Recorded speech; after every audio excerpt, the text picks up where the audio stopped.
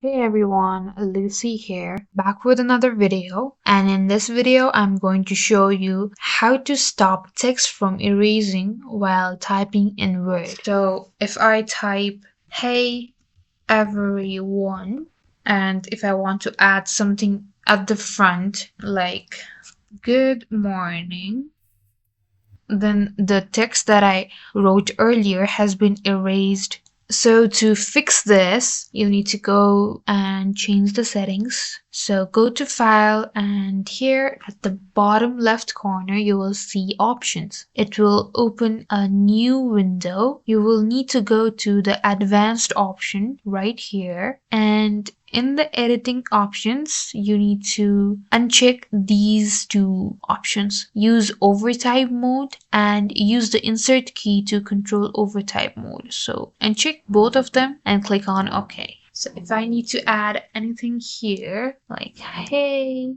then you can see the text has not been erased. And that's it for this video. Thank you guys for watching. Like and subscribe for more videos, and I'll meet you guys in the next video.